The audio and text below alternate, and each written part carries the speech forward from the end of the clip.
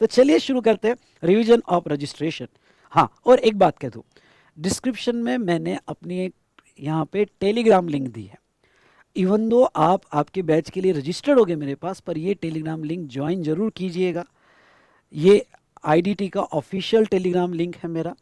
इसमें एग्ज़ाम के हिसाब से जितने भी इम्पॉर्टेंट सपोर्ट मुझे देना है, बहुत सारी छोटी छोटी केसेस में डिस्कस करूँगा, तो वो सब इस टेलीग्राम लिंक में आपको मिलेगा। तो वो टेलीग्राम लिंक सब्सक्राइब करना मत भूलना। चलिए, तो यहाँ आगे बढ़ते हैं और हमारी रिवीजन स्टार्ट करते हैं। Are you ready? यस और नो? तो चलिए तो अब रिवाइज कर लेते हैं रजिस्ट्रेशन टॉपिक। इसमें पहले तो तीन मेन सेक्शन है, सेक्शन 22, सेक्शन 23 और 24।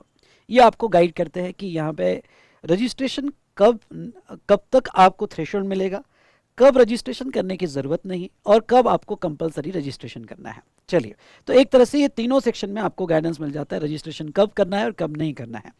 उसके बाद में सेक्शन 24 आपको गाइड करता है कि प्रोसीजर क्या है, रजिस्ट्रेशन क्या क्या डॉक्यूमेंटेशन है, सारी प्रोसीजर सेक्शन 25 में दी है।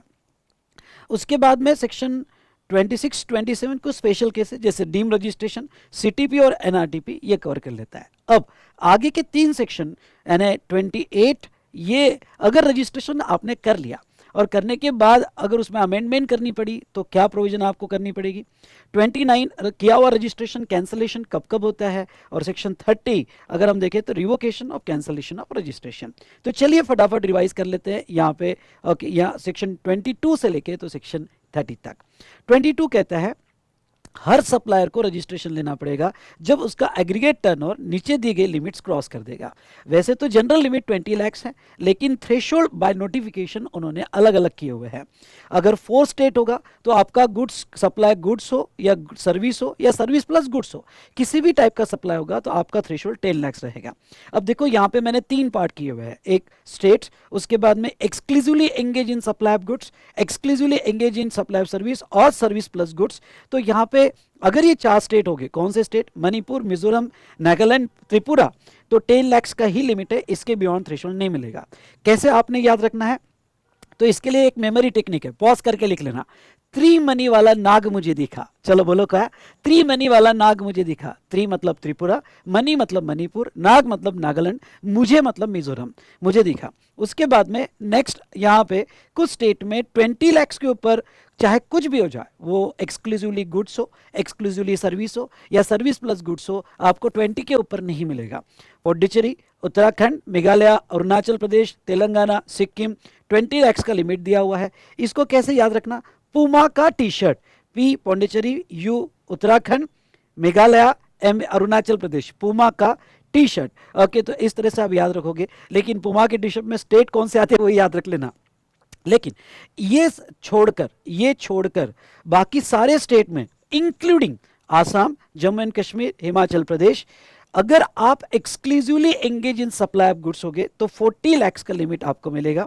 और अगर आप यहाँ पे सर्विस होगे या सर्विस प्लस गुड्स होगे, यानी सर्विस का फ्लेवर होगा, एक्सक्लूसिव सर्विस होगी या सर्विस प्लस गुड्स होगी, तो आपको 20 लाख का लिमिट मिलता है। तो यहाँ जो मैंने 40 लाख का लिमिट कहा है for exclusive supply of goods, इसको हम एक्सटेंडेड लिमिट कहते हैं। क्यों एक्सटेंडेड लिमिट करते हैं, क्योंकि जनरल लिमिट तो यहाँ पे कितनी है, 20 लाख, जनरल लिमिट 20 लाख है, पर ये 20 लाख एक्सटेंड हो जाता है ये केस में, ओके, और वो 40 हो जाता है।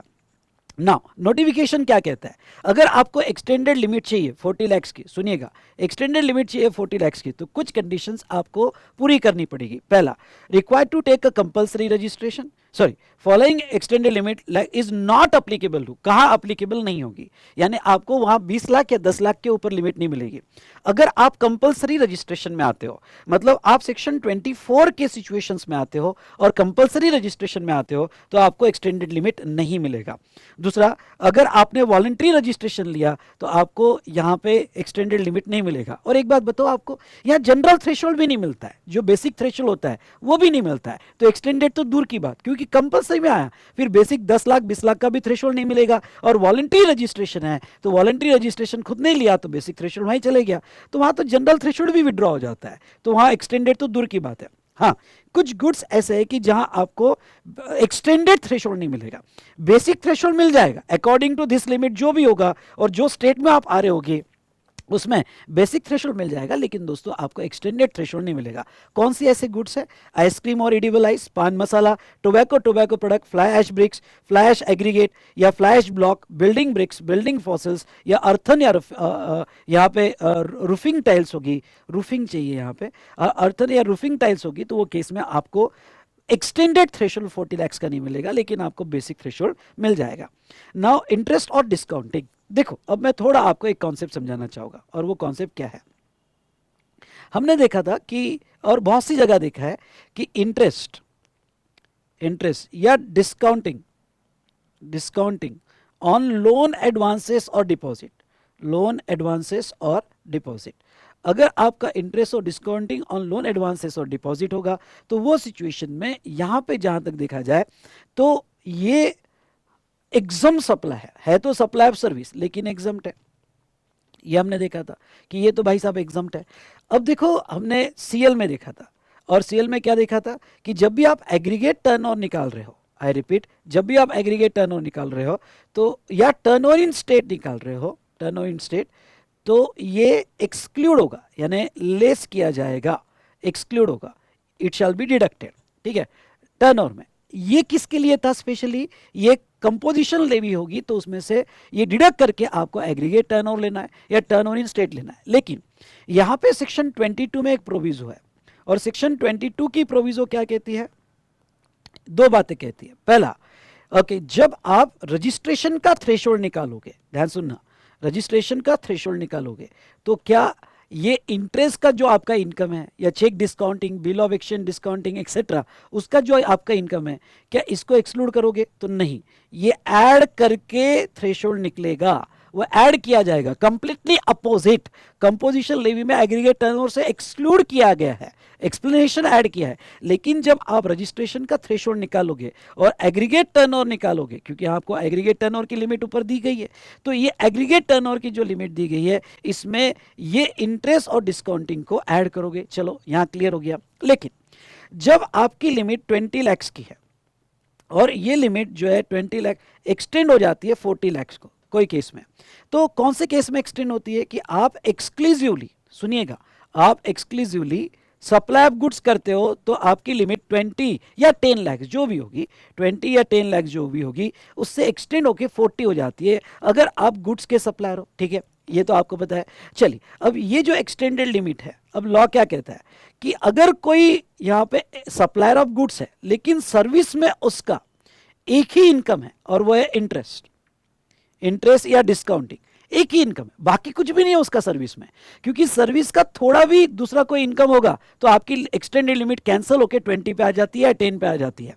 लेकिन आप एक्सक्लूसिवली सप्लाई ऑफ गुड्स हो और एक ही एक्स्ट्रा इनकम है, कौन सी एक्स्ट्रा इनकम है? इंटरेस्ट ऑन लोन एडवांसेस और डिपॉजिट, तो आपको ऐसा समझा जाएगा कि आप सर्विस में इन्वॉल्व नहीं हो, you are exclusively in supply of goods, और आपको ये एक्सटेंडेड लिमिट दे दी जाएगी। इन सिंपल वर्ड, आपको एक ही सर्विस चल सकती है फॉर एक्सटेंडेड लिमिट, और वो है इंटरेस्ट और डिस्काउंटिंग, तो आपका टर्नओवर 40 लाख तक एग्जम्प्ट रहेगा, ओके, यानी थ्रेशोल्ड में रहेगा। आई होप आपको ये समझा होगा। इसलिए देखो, for calculation of threshold limit, interest or discount on loan advance or deposit is includable, but for determining extended limit it shall not be considered। अब ये वर्डिंग को समझना, for determining extended limit of 40 lakhs, अब 40 lakhs का जो limit है, ये 40 lakhs का, तो उसके लिए ये कंसीडर नहीं किया जाएगा। मतलब क्या? मतलब ये माना जाएगा कि you are still exclusively engage in the supply of goods, और उसके वजह से एक्सटेंडेड लिमिट विड्रॉ नहीं होगी। चलिए, एजेंट और जॉब वर्क, इसके बारे में आपको बता देता हूं।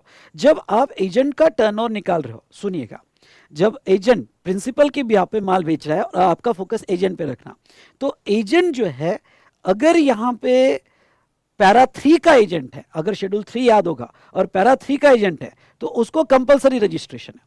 पैरा 3 का एजेंट होगा और वो अपने ओन इनवॉइस में बेच रहा होगा, तो उसको तो कंपलसरी रजिस्ट्रेशन है इधर। लेकिन अगर वो पैरा 3 का एजेंट नहीं है और वो प्रिंसिपल के बिहाफ पे प्रिंसिपल के इनवॉइस में बेच रहा होगा, तो फिर उसको थ्रेशोल्ड मिलेगा, यानी उसको 20 लाख के ऊपर ही रजिस्ट्रेशन करवाना पड़ेगा। लेकिन जब उसका 20 लाख का एग्रीगेट टर्नओवर निकाला जाएगा, ध्यान सुनना, जब 20 लाख का एग्रीगेट टर्नओवर निकाला जाएगा तो उसमें प्रिंसिपल के बिहाफ पे जो बिजनेस किया गया है वो भी टर्नओवर ऐड होगा, यानी उसका भी टर्नओवर ऐड होगा और प्रिंसिपल के बिहाफ पे जो बिजनेस किया वो भी उसके एजेंट के एग्रीगेट टर्नओवर में लिया जाएगा। आई होप ये पॉइंट समझा होगा। लेकिन जॉब वर्क के केस में ऐसा नहीं है। जॉब वर्क भी प्रिंसिपल के बिहाफ पे गुड्स दे रहा है, बना रहा है, प्रोसेस कर रहा है, पर उसकी एक्चुअल सर्विस है। तो सेक्शन 143 आगे हम देखेंगे और सेकंड प्रोविजो टू सेक्शन 22 अगर हम सेकंड एक्सप्लेनेशन टू सेक्शन 22 अगर हम देखें तो वो कहता है कि जॉब वर्क का टर्नओवर जब निकाला जाएगा तो उसने जो प्रिंसिपल के बिहाफ पे गुड्स प्रोसेस किया, गुड्स का टर्नओवर जॉब वर्क के इसमें नहीं लिया जाएगा। तो कंक्लूड क्या करें, कंफ्यूज मत होना, सिंपल है। एजेंट के केस में जो खुद का इनवॉइस इशू नहीं कर रहा है, क्योंकि खुद का इनवॉइस होगा तो कंपल्सरी रजिस्ट्रेशन में। अगर एजेंट के केस में जो खुद का इनवॉइस इशू नहीं कर रहा है तो वो केस में यहाँ पे एग्रीगेट टर्नओवर निकालते वक्त प्रिंसिपल का भी टर्नओवर एजेंट के टर्नओवर में इंक्लूड होगा। पर जॉब वर्क के केस में ऐसा नहीं है। जॉब वर्क के केस में प्रिंसिपल का टर्नओवर इंक्लूड नहीं होगा, प्योरली उसका ही सर्विस का टर्नओवर लिया जाएगा। और अगर आप बिजनेस ट्रांसफर कर रहे हो तो वो केस में सक्सेसर को न्यू रजिस्ट्रेशन लेना पड़ेगा। इस तरह से section 22 is over, done done done done. चलिए उसके बाद में यहाँ पे सेक्शन 23 क्या कहता है, person not liable for registration even though aggregate turnover exceeds threshold. अब देखो यहाँ पे कुछ ऐसे पर्सन नोटिफाई हुए हैं कि उसका टर्नओवर कितना भी हो, करोड़ों में हो, 500 करोड़ 1000 करोड़ हो, और कि उसको रजिस्ट्रेशन लेने की कोई भी ज़रूरत नहीं है और जीएसटी कंप्लायंस करने की कोई भी ज़रूरत नहीं है। ऐसे कौन से पर्सन है, एंगेज एक्सक्लूसिवली, ये वर्ड को अंडरलाइन करना, exclusively supply of supply of not liable to tax, यानी नॉन टैक्सेबल सप्लाई कर रहे होगे जो जीएसटी में आते ही नहीं है, या वोनली एग्जम फ्रॉम टैक्स। अगर कोई सप्लाई एग्जम्प्ट होगा टोटली और उसके अलावा दूसरा कोई सप्लाई वहां उस प्लेस से नहीं करता होगा तो उसको रजिस्ट्रेशन लेने की जरूरत नहीं है। अब देखो यहां पे एक बात समझना, जब आप एग्रीगेट टर्नओवर लेते हो तो कोई एक ब्रांच का तो लेना नहीं है, आपको एग्रीगेट टर्नओवर सारे ब्रांच का लेना है और वो एग्रीगेट टर्नओवर एक्सीड्स होता है थ्रेशोल्ड तो आपको रजिस्ट्रेशन लेना पड़ता है। और एक प्रोविजन बता देता हूं, आपने अगर एक स्टेट में रजिस्ट्रेशन ले लिया तो आपको सारे स्टेट में रजिस्ट्रेशन लेना पड़ता है, ये ऑटोमेटिक कंपलसरी है। मेरे वर्ड्स को ध्यान सुनना, आपने यहाँ पे एक स्टेट में रजिस्ट्रेशन ले लिया तो आपको सारे स्टेट में रजिस्ट्रेशन लेना पड़ता है। लेकिन अगर कोई स्टेट में, मेरे वर्ड सुनना, अगर कोई स्टेट में एक्सक्लूसिवली एग्जम सप्लाई है या नील रेट सप्लाई है या नॉन टैक्सेबल सप्लाई है तो उस स्टेट में रजिस्ट्रेशन नहीं भी लिया तो चलेगा, सेक्शन 23 उसको बेनिफिट देता है। ठीक है, क्यों, क्योंकि आप एक्सक्लूसिवली नॉन टैक्सेबल या एग्जाम सप्लाई कर रहे हो। दूसरा, अगर आपका एग्रीकल्चरिस्ट का इनकम है, टर्नओवर है, to the extent of supply produce from cultivation of land, तो अगर आप एक्सक्लूसिवली एग्रीकल्चरिस्ट हो और आपका turnover to the extent of cultivation of land का होगा, मतलब आपने वो प्रोड्यूस बेचा जो लैंड पर कल्टीवेट किया, तो वो केस में वो क्यों ना 20 लाख के ऊपर हो, आपको जीएसटी में रजिस्ट्रेशन लेने की जरूरत नहीं है। एग्रीकल्चरिस्ट को इसमें से बचाया गया, लेकिन एक्सक्लूसिव होना जरूरी है। जैसे मैं भी एग्रीकल्चरिस्ट हूँ लेकिन मेरा ट्रेनिंग एंड कोचिंग से इनकम है और एग्रीकल्चर से भी इनकम है, तो फिर वो एग्रीगेट में आ जाएगा। मतलब ये हुआ कि एग्रीकल्चर से कमाया हुआ टर्नओवर भी क्यों ना एग्जम्प्ट हो, क्यों ना नील रेट पे हो, पर एग्रीगेट टर्नओवर में लिया जाता है। एग्रीगेट टर्नओवर की डेफिनेशन हमने ऑलरेडी देखी थी, आपको याद होगा। तो एग्रीगेट टर्नओवर की डेफिनेशन आपने रिवाइज नहीं किया हो तो कंपोजिट सप्लाई रिवाइज करो। ऑल टैक्सेबल सप्लाई, एग्जाम के तीनों supply, wholly exam, nil rate और नॉन टैक्सेबल सप्लाई भी लिया जाएगा, एक्सपोर्ट सप्लाई भी लिया जाएगा, और इंटरस्टेट स्टॉक ट्रांसफर होता है बिटवीन डीडीपी, तो वो भी लिया जाएगा ऑल इंडिया बेसिस। इसलिए एग्रीकल्चर एक्सक्लूसिव होगा तो रजिस्ट्रेशन लेने की जरूरत नहीं है, what ever is your turnover. लेकिन एग्रीकल्चर प्लस आपका टैक्सेबल होगा तो फिर एग्रीगेट टर्नओवर में कंसीडर कर लिया जाएगा। ठीक है, तो ये बात ध्यान रखना, आपको एग्रीगेट टर्नओवर लेना है जिसमें taxable, non taxable exempt supply भी कंसीडर होगा। तीसरा, बट ये सेक्शन 23 एक्सक्लूसिव पर ज्यादा एम्फोसाइज कर रहा है। यहाँ पे एग्रीकल्चरिस्ट का डेफिनेशन नीचे दिया है, मींस इंडिविजुअल और एचयूएफ। एग्रीकल्चरिस्ट में कंपनीज वगैरह नहीं आएगी, इंडिविजुअल या एचयूएफ आएगा, who undertake cultivation of land by own labour या लेबर ऑफ फैमिली या servant on wages by own या फैमिली सुपरविजन। मतलब वो खुद फार्म पे लगा हुआ है या अपने फार्म पे लेबर लगाए हुए हैं, उसके सुपरविजन में काम कर रहे हैं, वो एग्रीकल्चरिस्ट माना जाएगा। और third, person who are only engage in making supplies on which tax is liable to be paid under reverse charge. ना, मैंने आपको ये कहा था और रिवर्स चार्ज में पढ़ाया था कि अगर कोई ऐसा सप्लाई कर रहा है जो ओनली मतलब एक्सक्लूसिवली एंगेज इन रिवर्स चार्ज, बाकी कोई भी दूसरा टैक्सेबल सप्लाई नहीं कर रहा है, तो उसको जीएसटी में रजिस्ट्रेशन लेने की जरूरत नहीं है। For example lawyer legal service दे रहा है और वो लीगल सर्विस के अलावा कुछ भी नहीं करता है, एक्सक्लूसिवली लीगल सर्विस दे रहा है, तो इवन दो लॉयर का टर्नओवर 20 लाख से ज्यादा है, करोड़ों में है, ऐसे बहुत से लॉयर हैं जो करोड़ों में बिजनेस कर रहे हैं, पर उनको जीएसटी में रजिस्ट्रेशन लेने की कोई भी जरूरत नहीं है। हाँ, अब वो अगर लीगल सर्विस के साथ थोड़ा भी अदर सप्लाई कर दे, अदर सप्लाई कर रहे हैं, तो फिर वो 23 के बाहर निकल जाता है और 22 में आ जाता है, एग्रीगेट टर्नओवर एक्सीड्स 20 लाख, तो उसको रजिस्ट्रेशन लेना पड़ेगा। जब तक वो एक्सक्लूसिव सप्लाई कर रहा है जो आरसीएम है, जैसा जीटीए एक्सक्लूसिव आरसीएम वाला सप्लाई कर रहा है, तो सप्लायर को रजिस्ट्रेशन लेने की जरूरत नहीं है। हाँ, रिवर्स चार्ज में रिसिपिएंट कंपलसरी रजिस्ट्रेशन में आता है, सप्लायर नहीं आता है, रिसिपिएंट कंपलसरी रजिस्ट्रेशन में आता है। आई होप आपको याद होगा।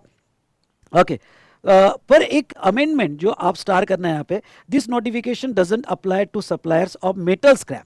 हाँ, अब ये नोटिफिकेशन मेटल स्क्रैप, जो सप्लायर मेटल स्क्रैप का है, ओके, उसको अप्लीकेबल नहीं है। और मैं आपको ये बता दूं कि मेटल स्क्रैप वाला कॉन्सेप्ट जो है, ओके, मैंने अमेंडमेंट में बहुत अच्छे से एक्सप्लेन किया है और वो अच्छे से पढ़ के जाना। अब ये क्या, इनका कहना क्या है कि अगर यहाँ पे ओके यूआरपी टू आरपी एक रिवर चार्ज की एंट्री आई है, अगर सप्लायर यूआरपी है और वो मेटल स्क्रैप सप्लाई कर रहा है आरपी को, तो आरपी रिवर चार्ज में टैक्स देता है।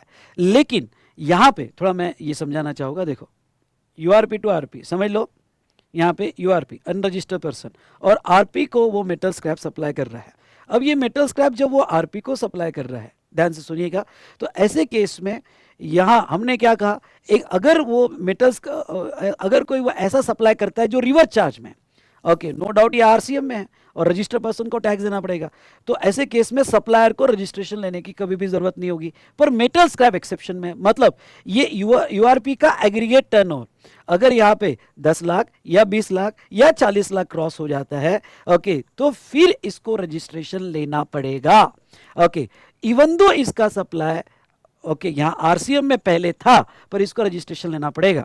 और अगर ये रजिस्टर्ड हो जाता है तो फिर वो आरपी टू आरपी होगा और वो केस में टीडीएस कट होगा। मैंने अमेंडमेंट में पढ़ाया था, आपने अमेंडमेंट लेक्चर देखा होगा।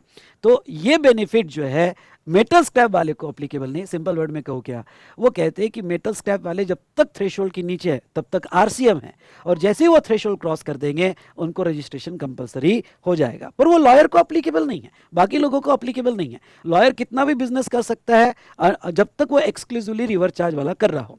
आई होप आपको ये कॉन्सेप्ट समझा होगा। चलिए, तो ये था रिगार्डिंग टू सेक्शन 23। उसके बाद में सेक्शन 24 कंपलसरी रजिस्ट्रेशन। अब कहाँ कहाँ कंपलसरी रजिस्ट्रेशन करना पड़ता है? अगर आप इंटरस्टेट टैक्सेबल सप्लाई कर रहे हो तो इमीडिएटली आपको कंपलसरी रजिस्ट्रेशन करना पड़ेगा। सेक्शन 24 कब पिक्चर में आता है पता है क्या? ये ओनली वो केसेस में पिक्चर में आता है जब आपका टर्नओवर थ्रेशोल्ड के नीचे हो, आपका टर्नओवर थ्रेशोल्ड के नीचे हो, लेकिन आपने अगर ये ट्रांजैक्शन कर लिया तो आपको कंपलसरी रजिस्ट्रेशन करने पड़ेंगे। क्योंकि अगर आपका टर्नओवर थ्रेशोल्ड से ज्यादा है एग्रीगेट टर्नओवर, तो वो तो वैसे भी 22 कवर कर लेगा, रजिस्ट्रेशन तो करना ही पड़ेगा आपको। ये कब अप्लीकेबल होता है? जब आपके टर्नओवर थ्रेशोल्ड से नीचे है लेकिन आपको रजिस्ट्रेशन इमीडिएटली कंपलसरी हो जाता है। अगर आपका टर्नओवर 20 लाख 40 लाख से नीचे है और आपने इंटरस्टेट सप्लाई कर दिया तो वो केस में इमीडिएट कंपलसरी रजिस्ट्रेशन की प्रोविजन आ जाएगी। तो पहला इंटरस्टेट टैक्सेबल सप्लाई, पर इसके दो एक्सेप्शन है। और कौन से दो एक्सेप्शन है? एक है अगर person interstate supply of taxable services करता है। मतलब क्या? मतलब अगर वो थ्रेशोल्ड के नीचे 10 लाख और या 20 लाख और वो टैक्स सर्विस का इंटरस्टेट करता है तो उसको कंपलसरी रजिस्ट्रेशन नहीं होगा, उसको पूरा थ्रेशोल्ड मिल जाएगा 10 लाख 20 लाख का, और उसके बाद ही रजिस्ट्रेशन करना पड़ेगा। ओके, कब? अगर आप सर्विस के सप्लायर हो गए। नाउ सेकंड, अगर आप गुड्स के सप्लायर हो और हैंडीक्राफ्ट गुड्स सप्लाई करते हो, सुनिएगा, आप गुड्स के सप्लायर हो और हैंडीक्राफ्ट गुड्स सप्लाई करते हो और आपके पास पैन और ईवे बिल है, तो आपको पूरा थ्रेशोल्ड मिलेगा, क्यों ना आप इंटरस्टेट कर रहे होगे, और आप थ्रेशोल्ड क्रॉस करने के बाद ही रजिस्ट्रेशन करना पड़ेगा। चलो एक बार फिर से, कि अगर आप कोई इंटरस्टेट सप्लाई करते हो और इंटरस्टेट टैक्सेबल सप्लाई करते हो तो आपको रजिस्ट्रेशन कंपलसरी हो जाते हैं, आपको थ्रेशोल्ड नहीं मिलता है, विड्रॉ हो जाता है। ओके, प्रॉस्पेक्टिवली विड्रॉ हो जाता है जैसे इंटरेस्टेड आपने किया। लेकिन इसके दो एक्सेप्शन है। एक कि अगर सर्विस होगी तो सर्विस इवन दो आपने इंटरेस्टेड किया होगा लेकिन आपको बेसिक थ्रेशोल्ड 10 लाख 20 लाख का पूरा मिलेगा, उसके बाद ही रजिस्ट्रेशन करना पड़ेगा। या आप हैंडीक्राफ्ट गुड्स के सप्लायर होगे और आप इंटरेस्टेड कर रहे होगे तो भी आपको बेसिक थ्रेशोल्ड पूरा मिल जाएगा।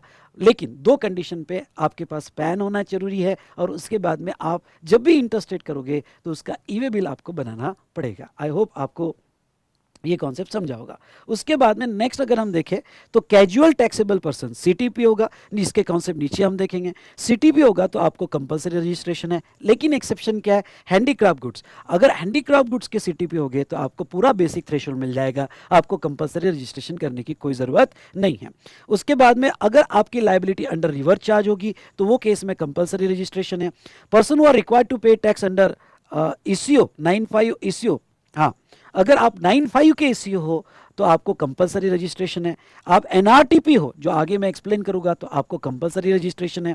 अगर आप टीडीएस डिडक्ट में आते हो, आप नोटिफाइड पर्सन में आते हो जहां आपको टीडीएस डिडक्ट करना है, तो आपको कंपलसरी रजिस्ट्रेशन लेना पड़ेगा। बी केयरफुल, मैं कह रहा हूं आपको कंपलसरी रजिस्ट्रेशन लेना पड़ेगा। अब ध्यान से सुनना कि ये सेपरेट रजिस्ट्रेशन है। इवन दो आप जीएसटी में रजिस्टर्ड हो, सुनो मेरी बात, इवन दो आप जीएसटी में रजिस्टर्ड हो लेकिन आपको सेपरेट रजिस्ट्रेशन यहाँ पे लेना पड़ेगा। उसके बाद में person who make the taxable supply of goods और service on the behalf of other taxable person as an agent or otherwise agent issuing on invoice. ऐसा एजेंट होगा जो खुद का इनवाइस इशू कर रहा है पैरा 3 के अंडर में, और पैरा 3 का एजेंट होगा तो उसको कंपलसरी रजिस्ट्रेशन लेना पड़ेगा। उसके बाद में इनपुट सर्विस डिस्ट्रीब्यूटर के केस में आपको सेपरेटली कंपलसरी रजिस्ट्रेशन लेना पड़ेगा।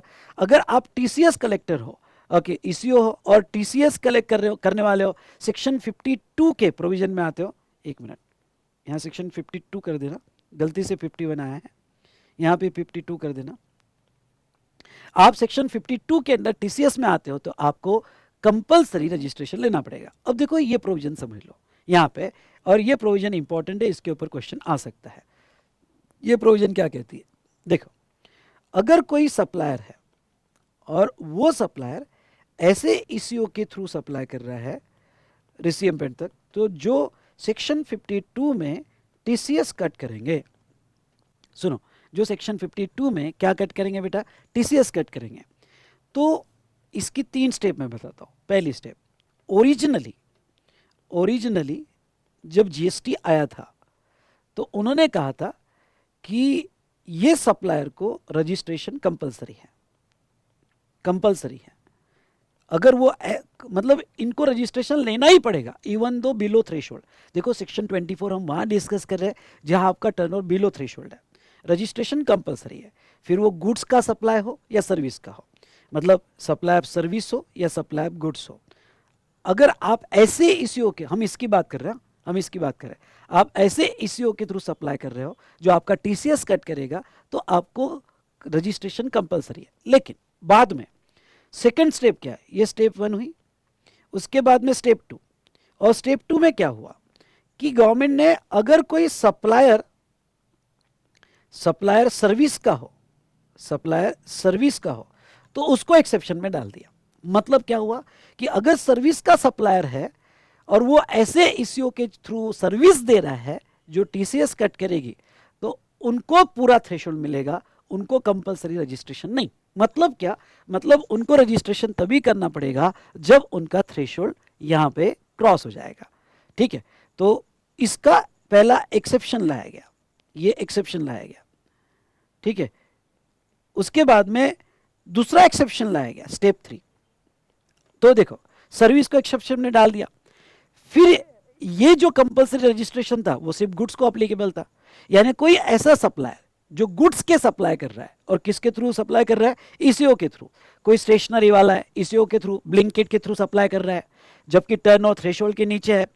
कोई यहाँ पे साड़ी वाला है, गारमेंट्स वाला है, और ये ईसीओ के थ्रू सप्लाई कर रहे हैं जिनके टर्नओवर कम है, 20 लाख से नीचे है, 40 लाख से नीचे है, पर उनको कंपलसरी रजिस्ट्रेशन आ गए। क्यों? क्योंकि वो ईसीओ के थ्रू सप्लाई कर रहे हैं, ओके, कंपलसरी रजिस्ट्रेशन में आ रहा है। तो अब देखो यहाँ पे 1.5 साल पहले सारी स्मॉल इंडस्ट्रीज फाइनेंस मिनिस्टर के पास गई और उन्होंने कहा देखो आपने सर्विस को पहले से बेनिफिट दे के रखा है, 2017 से बेनिफिट दे के रखा है, उनको आपने ईसीओ के थ्रू धंधा करने दिया। और आजकल का जमाना ईसीओ के थ्रू है, सबके ऑनलाइन प्लेटफॉर्म के थ्रू। अगर हम ऑनलाइन प्लेटफॉर्म पे नहीं आएंगे तो हम बिजनेस ही नहीं कर पाएंगे। आपने सर्विस को अलाउ किया है थ्रेशोल्ड, इवन दो वो ईसीओ के थ्रू दे रहे हैं, हमें गुड्स के लिए भी अलाउ कर दो ना।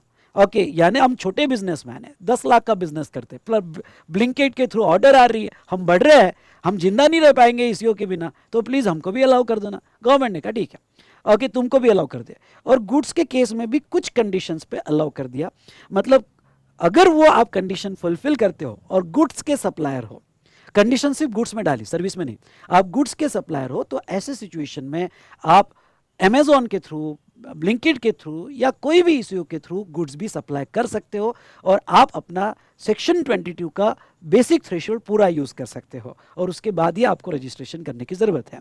तो कौन से गुड्स के केस में उन्होंने यहाँ पे अलाउ किया, देखो अब देखते हैं। पर्सन सप्लाइज द गुड्स और सर्विस थ्रू ईसीओ, आपको ईसीओ पे ध्यान नहीं देना है। जो 52 के ईसीओ उनको तो रजिस्ट्रेशन लेना ही पड़ेगा, कंपलसरी है, उनको कोई ऑप्शन ही नहीं है। हम उसकी बात कर रहे हैं जो ईसीओ के थ्रू सप्लाई कर रहे हैं। अगर आप सर्विस सप्लाई कर रहे हो तो आपको कंपलसरी रजिस्ट्रेशन नहीं है, आपको रजिस्ट्रेशन थ्रेशोल्ड के बाद ही करना पड़ेगा, ये तो 2017 से अलाउड है। अब आप गुड्स के सप्लायर हो तो इसको दो पार्ट में डिवाइड करूंगा। अगर कोई गुड्स का सप्लायर अमेजोन से माल बेच रहा है, ब्लिंकिट से माल बेच रहा है, फ्लिपकार्ट से माल बेच रहा है, जिसका टर्नओवर थ्रेशोल्ड के नीचे है, अगर वो नीचे दी गई कंडीशन फुलफिल करता है तो उसको कंपलसरी रजिस्ट्रेशन नहीं है, थ्रेशोल्ड के बाद ही रजिस्ट्रेशन लेना पड़ेगा। अगर नीचे दी गई कंडीशन वो फुलफिल नहीं करेगा तो फिर कंपलसरी रजिस्ट्रेशन उसको लेना पड़ेगा। ठीक है, तो ये दो पार्ट में। अब कंडीशंस क्या है, no interstate supply for such supplier by ECO, मतलब ये जो सप्लायर है ये इंटरस्टेट नहीं करेगा, ये इंट्रास्टेट ही सप्लाई करेगा ईसीओ के थ्रू, क्योंकि इंटरस्टेट किया तो फिर उनको कंपलसरी रजिस्ट्रेशन लेना पड़ेगा, इसलिए वो इंट्रास्टेट ही करेगा, पहली कंडीशन। इसलिए ईसीओ जब इनका प्रोडक्ट रजिस्टर करते हैं अमेजॉन, ब्लिंकिट, तो उसके ऊपर स्पेशल कोडिंग की है कि ये सप्लायर का कोई भी ऑर्डर इंटरस्टेट नहीं एक्सेप्ट होगा, इंट्रा एक्सेप्ट होगा, और इसके लिए स्पेशल पेनल्टी है। मैंने पेनल्टी में पढ़ा है, जाके देखो अभी आप चार्ट बुक में ईसीओ की पेनल्टी देखना कि इंट्रा अलाउड है, इंटरस्टेट है तो ईसीओ को पेनल्टी देना पड़ता है। दूसरा, इन लोगों ने पोर्टल पर जाके, ये छोटे लोगों ने पोर्टल पे जाके अपना पैन और एड्रेस और प्लेस ऑफ बिजनेस और स्टेट डिक्लेयर करना पड़ेगा। पोर्टल पे एक फॉर्म होगा, अपना पैन, एड्रेस और प्लेस ऑफ बिजनेस और स्टेट डिक्लेयर करना पड़ेगा। पोर्टल से यानी जीएसटीएन पोर्टल पे एनरोलमेंट नंबर जो टेम्पररी होगा, जो पैन के बेस पर वैलिडेटेड होगा, इनका रजिस्ट्रेशन नहीं पर एनरोलमेंट नंबर लेना पड़ेगा। Sir what is the difference between registration and enrolment number? Registration मतलब आपको सारे जीएसटीआर 1, 2B वगैरह 3 आपको कंप्लायंस करने पड़ते हैं। एनरोलमेंट नंबर सिर्फ आप अपना डेटा दे रहे हो, आप जीएसटी में रजिस्टर्ड पर्सन नहीं माने जाओगे, आपको कंप्लायंस करने की जरूरत नहीं है जब तक आपका थ्रेशोल्ड क्रॉस नहीं होता है दोस्तों। उसके बाद में ECO shall not allow supply unless enrolment number provided to it. हाँ तो दोस्तों इधर ध्यान दो, इधर ध्यान दो, ओ मेरा बेटा इधर ध्यान दे। ओके, मैं क्या कह रहा हूँ, ये ईसीओ पे जिम्मेदारी रखिए कि जब तक उसको एनरोलमेंट नंबर नहीं देता है ये अनरजिस्टर्ड बंदा, तब तक वो उसके गुड्स अपने पोर्टल से सप्लाई नहीं करेगा। और supplier after crossing the threshold apply for registration and enrolment number cease हो जाएगा। जैसे ही उस सप्लायर का थ्रेशोल्ड क्रॉस हो जाएगा उसको रजिस्ट्रेशन करना पड़ेगा, वो रजिस्ट्रेशन नंबर पोर्टल को दे देगा, सॉरी वो रजिस्ट्रेशन नंबर ईसीओ को दे देगा और वो उसका एनरोलमेंट नंबर ऑटोमेटिक सीज हो जाएगा। तो अगर ये पर्सन सारी कंडीशन फुलफिल करता है और वो गुड्स का सप्लायर है तो उसको रजिस्ट्रेशन लेना पड़ेगा आफ्टर क्या बेटा, थ्रेशोल्ड। उसके बाद में next, every person applying OIDR services from a place outside India to a person in India, बाहर का कोई भी बंदा OIDR सर्विस दे रहा है, और कहाँ पे OIDR सर्विस दे रहा है, इंडिया में, तो उसको कंपलसरी रजिस्ट्रेशन है क्योंकि उसको फॉरवर्ड चार्ज में टैक्स देना है। ऑनलाइन मनी गिविंग बाहर से इंडिया में आ रहा है तो कंपलसरी रजिस्ट्रेशन है, और any other person notified by registered person, तो ये हुआ कंपलसरी रजिस्ट्रेशन। तो इस तरह से हमने देखा सेक्शन 22, 23, 24 कहाँ रजिस्ट्रेशन थ्रेशोल्ड के बात करना है, कहाँ बिल्कुल भी नहीं करना है, और कहाँ जहाँ आपका टर्नओवर थ्रेशोल्ड के नीचे कंपलसरी रजिस्ट्रेशन आता है। 24 वहीं लगता है जब आपका टर्नओवर थ्रेशोल्ड के नीचे है, थ्रेशोल्ड के ऊपर गया तो 22 ही लग जाएगा। ये समझ में आया बेटा? आई होप आपको ये पॉइंट समझ में आया होगा। ठीक है, चलिए अब सेक्शन 25 के प्रोसीजर में इंपॉर्टेंट पॉइंट्स देख लेते हैं। जैसे 22, 23, 24 हमने कंप्लीट किया। 25 की अगर आप प्रोसीजर देखते हो तो इसमें person who liable for registration, registration किसके पास होता है? आपके स्टेट और यूटी में, यानी स्टेट वाइज रजिस्ट्रेशन होता है और इसका अप्लीकेशन स्टेट गवर्नमेंट के पास जाता है। तो every person who liable to register under section 22, 24, units in SEZ और एसईजेड डेवलपर और person making supply in territory of territorial water, तो इनको रजिस्ट्रेशन जो है स्टेट वाइज अप्लाई करना पड़ेगा within 30 days from the date on which he become liable for registration.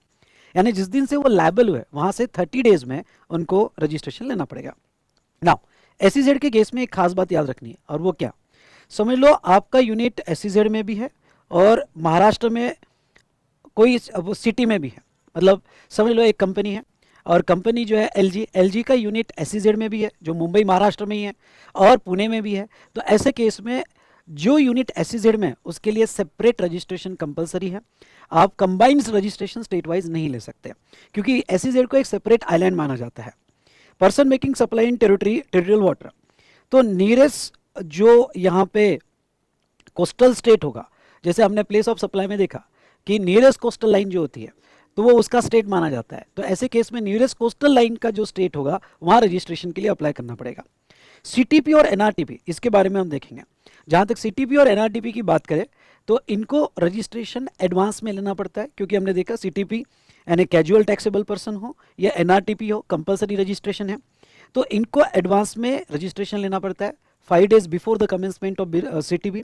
और इनको स्टेट जो यहाँ पे जो स्टेट में वो सीटीपी है उस स्टेट में रजिस्ट्रेशन लेना पड़ता है। इसके बारे में आगे देखेंगे। नाउ पैन रजिस्ट्रेशन के लिए मैंडेटरी है, लेकिन अगर आप टीडीएस का रजिस्ट्रेशन ले रहे हो या एनआरटीपी का रजिस्ट्रेशन ले रहे हो तो उसके लिए पैन नहीं भी रहा तो भी चलेगा। रजिस्ट्रेशन हमने देखा था डीडीपी कॉन्सेप्ट में स्टेट वाइज रजिस्ट्रेशन कंपलसरी है, आपको स्टेट वाइज रजिस्ट्रेशन लेना पड़ते हैं। लेकिन अगर सेम स्टेट में मल्टीपल प्रीमाइसेस होगी तो ये एट योर ऑप्शन रखा हुआ है कि आपको मल्टीपल रजिस्ट्रेशन लेना है या सारे प्रीमाइसेस का सिंगल रजिस्ट्रेशन लेना है। उसके बाद में voluntary registration, yes even though आपका थ्रेशोल्ड क्रॉस नहीं हुआ है तभी अगर आप चाहो तो वॉलंटरी रजिस्ट्रेशन ले सकते हो। लेकिन आपने अगर वॉलंटरी रजिस्ट्रेशन लिया तो वो सिचुएशन में आपको आप टैक्सेबल पर्सन माने हो जाओगे और आपको जीएसटी देना पड़ेगा। डीडीपी कॉन्सेप्ट ऑलरेडी हमने सेक्शन 25(4) और 25(5) ये सप्लाई चैप्टर में देख चुके हैं। बैंक डिटेल्स इंपॉर्टेंट, ये स्टार करना। Registered person except person liable to TDS और टीसीएस, यानी सारे रजिस्टर्ड पर्सन जो जीएसटी में रजिस्ट्रेशन लेंगे टीडीएस और टीसीएस छोड़कर, ओके, क्योंकि उनको in addition to existing registration TDS TCS के लिए सेपरेट रजिस्ट्रेशन लेना पड़ता है, तो वो छोड़कर उनको बैंक डिटेल्स कॉमन पोर्टल पे डिटेल फर्निश करनी पड़ेगी। After obtaining certificate of registration GSTN but earlier of registration on GSTN but earlier of 30 days of the date of grant of registration और बिफोर फर्निशिंग जीएसटीआर1 और IFF. बहुत सी बार क्या हो जाता है कि मेरी बैंक डिटेल्स नहीं है और जो यहाँ पे ऑथराइज बैंक है उसमें मेरा अकाउंट नहीं है और उसको टाइम लगेगा, तो जीएसटीएन पोर्टल आपको अलाउ करता है कि ठीक है आप विदाउट बैंक डिटेल्स रजिस्ट्रेशन ले लो, लेकिन आपको बैंक डिटेल्स देना मैंडेटरी होगा। What is the time limit of submission of bank details? तो within 30 days of grant of registration या बिफोर फर्निशिंग जीएसटीआर1 और आईएफएफ विचएवर इज अर्लियर आपको बैंक डिटेल्स देनी पड़ेगी। रजिस्ट्रेशन सर्टिफिकेट, आपको registration certificate RC दी जाती है, ये आरजी 06 में आपको आरसी दिया जाएगा और आपका जो भी प्लेस ऑफ बिजनेस है जिसका आपने रजिस्ट्रेशन लिया उसके प्रोमिनेंट प्लेस पे यानी डोर पे वगैरह आपको अटैच करना पड़ता है। Now effective date of registration, इसको स्टार्ट करना। Effective date of registration, okay, अगर आपने 30 days में अप्लाई कर दिया तो जिस दिन से आप लायबल हुए वो इफेक्टिव डेट मानी जाएगी। समझ लो आप 10 अप्रैल को लायबल हुए और आपने रजिस्ट्रेशन कितने दिन में लेना चाहिए? 30 days में, और आपने 30 days में अप्लाई लेना नहीं चाहिए, अप्लाई कर देना चाहिए, और आपने 30 days में अप्लाई कर दिया फॉर रजिस्ट्रेशन। तो अगर आपने 30 days में अप्लाई कर दिया होगा, समझ लो 25 अप्रैल को आपने अप्लाई कर दिया और आप लायबल हुए थे 10 अप्रैल को, तो आपका रजिस्ट्रेशन इफेक्टिव 10 अप्रैल से ही माना जाएगा। इसके फायदे क्या है? फायदे ये है कि 10 अप्रैल से जो भी आपने सप्लाई किया हो उसका जीएसटी तो वैसे भी आना ही है क्योंकि आप टैक्सेबल पर्सन हो गए थे, और आपको आईटीसी 10 अप्रैल से ही मिलना चालू हो जाएगा जो भी परचेसेस आपने की। लेकिन अगर आपने 30 days में अप्लाई नहीं किया तो बहुत सारे नुकसान हैं। एक तो आपने 30 days में अप्लाई नहीं किया तो वो केस में पेनल्टी सेक्शन 122 की वगैरह आ जाती है क्योंकि registration with in time apply नहीं किया, और सेकंड मैं आपको ये कह दूँ आपके क्रेडिट सारे लॉस हो जाते हैं। यानी स्टॉक का आईटीसी सेक्शन 18 में नहीं मिलता है। उसके बाद में आपको जिस दिन से आरसी आएगी, क्योंकि आपके रजिस्ट्रेशन इफेक्टिव डेट होगा जिस दिन आरसी आएगी, जिस दिन रजिस्ट्रेशन होगा, तो तब तक के क्रेडिट जाते हैं, स्टॉक के क्रेडिट नहीं मिलते हैं, तो ये थोड़े प्रॉब्लम है। तो ये हमने देखा इफेक्टिव डेट ऑफ रजिस्ट्रेशन। उसके बाद में एक कॉन्सेप्ट है, और क्या कॉन्सेप्ट है? आधार ऑथेंटिकेशन। आधार ऑथेंटिकेशन अब तो ये नॉर्मल प्रोसेस हो चुकी है, और सबको जब भी आप रजिस्ट्रेशन के लिए अप्लाई करते हो तो आपने अगर देखा होगा तो पोर्टल पे आपको एक ऑप्शन मिलता है, ओके, आधार ऑथेंटिकेशन ऑप्शनल होता है। अब देखो इसमें दो कैटेगरी है। जब आधार ऑथेंटिकेशन की यहाँ पे मैकेनिज्म आया, ये क्यों लाया गया? To control of fake invoices, dummy address registration and multiple registration at the same place. तो बहुत से फेक इनवॉइसेस, मल्टीपल रजिस्ट्रेशन एक ही प्लेस पे करवा लेना, उसको कंट्रोल करने के लिए आधार ऑथेंटिकेशन लाया गया। अब जब ये आधार ऑथेंटिकेशन की प्रोविजन आई थी, ओके ना, ये 2021 में आधार ऑथेंटिकेशन की process I because of fake invoices and dummy place of business. तो उसके पहले लोगों ने तो आधार ऑथेंटिकेशन नहीं करवाए थे, और वो तो रजिस्टर्ड थे, और बहुत से तो रजिस्ट्रेशन जो एक्साइज और वैट में थे वो कन्वर्ट हो गए जीएसटी में। तो देखो जब आधार ऑथेंटिकेशन की प्रोसेस आई, उसके बाद में फ्रेश रजिस्ट्रेशन के लिए तो ऑप्शन दे दिया गया कि आप जो है जब भी फ्रेश रजिस्ट्रेशन के लिए जाओगे, ये मैकेनिज्म आने के बाद, तो आपको आधार ऑथेंटिकेशन का ऑप्शन रहेगा। और जो पुराने लोग थे उनको आधार ऑथेंटिकेशन कंपलसरी नहीं था, लेकिन जो फ्रेश एप्लीकेशन के लिए जा रहे थे उनको आधार ऑथेंटिकेशन यहाँ पे ऑप्शन दिया गया था। अब पहले तो फ्रेश रजिस्ट्रेशन की बात करते हैं। अगर फ्रेश रजिस्ट्रेशन में इंडिविजुअल होगा तो इंडिविजुअल को अपना आधार ऑथेंटिकेशन करवाना पड़ेगा। अगर वो इंडिविजुअल नहीं होगा, समझ लो एचयूएफ है, तो कर्ता का आधार ऑथेंटिकेशन करवाना पड़ेगा। कंपनी होगा तो MD, whole time director, AOP होगा तो member of managing committee, trust होगा तो बोर्ड ऑफ ट्रस्टी, या ऑथराइज रिप्रेजेंटेटिव या सिग्नेटरीज, इनका रजिस्ट्रेशन करवाना पड़ेगा। अगर आपने आधार ऑथेंटिकेशन नहीं करवाया, क्योंकि ये ऑप्शनल है, आधार ऑथेंटिकेशन नहीं करवाया, तो फिर आपका क्या होता है? फिजिकल वेरिफिकेशन होता है, और फिजिकल वेरिफिकेशन हुआ तो फिर रजिस्ट्रेशन के लिए टाइम लग जाता है। अगर आपने सारे डॉक्यूमेंट सही दिए और आधार ऑथेंटिकेशन करवा लिया तो 7 डेज में आपको रजिस्ट्रेशन मिल जाता है। नहीं करवाया तो फिर फिजिकल वेरिफिकेशन है, और उसके बाद ही आपको रजिस्ट्रेशन मिलेगा। लेकिन जो पुराने लोग थे, आधार ऑथेंटिकेशन का मैकेनिज्म आने के पहले के, उनको आधार ऑथेंटिकेशन में ऐसा नहीं कहा कि तुमको भी करवाना पड़ेगा, नहीं, उनको रहने दिया कि ठीक है तुमने रजिस्ट्रेशन लिया, जाने दो, हम ये फ्रेश वालों के लिए कह रहे हैं। लेकिन जो पुराने लोग थे, अगर उनकी 3 केसेस होती है, 1, 2 एंड 3, तो इनको फिर आधार ऑथेंटिकेशन करवाना कंपलसरी कर दिया। ये पढ़ के जाना, कौन कौन सी 3 cases? Application for revocation of cancellation of registration, मतलब जब कोई पुराना जीएसटी का रजिस्ट्रेशन है और अब उसको कैंसिल कर दिया, और कैंसिल किया हुआ एप्लीकेशन फिर से रिवोक हो रहा है, फिर से बहाल हो रहा है, तो फिर से जब वापस दिया जाएगा तब फिर आधार ऑथेंटिकेशन करवाना पड़ेगा, क्योंकि पहले अब ये चक्कर में आ गया गवर्नमेंट के, पहले तो पुराना है पर चक्कर में आ गया गवर्नमेंट के। या आपको रिफंड एप्लीकेशन फाइल करना है, या एक्सपोर्ट की रिफंड क्लेम करना है।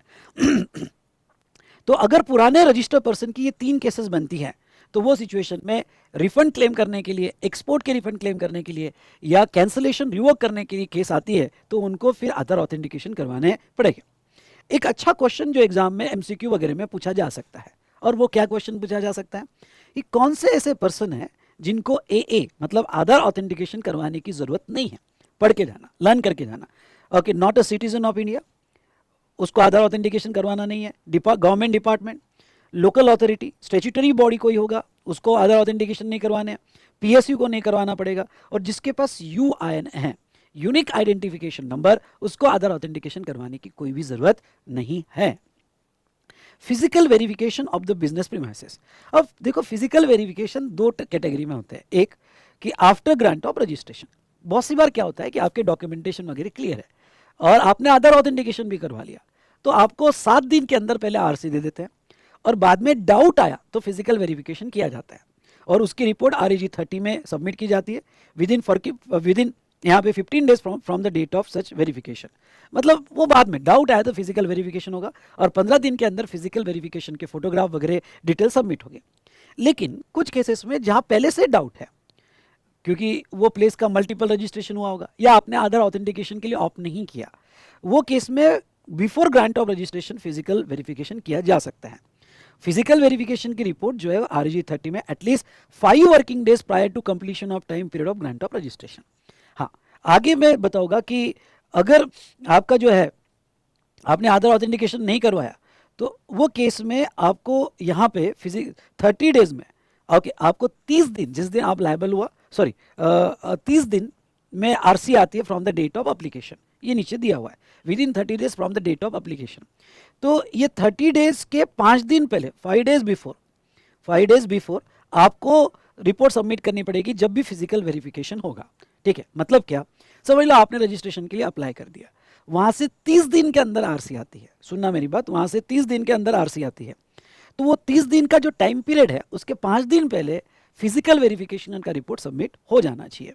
चलिए, उसके बाद में नीचे प्रोसीजर दिया है मैंने कि रजिस्ट्रेशन जो है, ओके, यहाँ पे जहाँ तक देखा जाए तो कितने दिन में मिलेगा, क्या मिलेगा, ये पूरा चार्ट अच्छे से पढ़ लेना। ब्रॉड सेंस में मैं आपको रिवाइज करवा देता हूँ। अगर आपने आधार ऑथेंटिकेशन ऑफ किया और आपके डॉक्यूमेंट में कोई डेफिशिएंसी नहीं है तो आपको 7 डेज के अंदर रजिस्ट्रेशन मिल जाता है, otherwise deem to be granted माना जाता है। लेकिन अगर आपने आधार ऑथेंटिकेशन ऑफ किया, डॉक्यूमेंट भी दिए, पर डॉक्यूमेंट में डेफिशिएंसी आ गई, तो 7 दिन के अंदर आपको नोटिस आती है टू क्लियर द डेफिशिएंसी।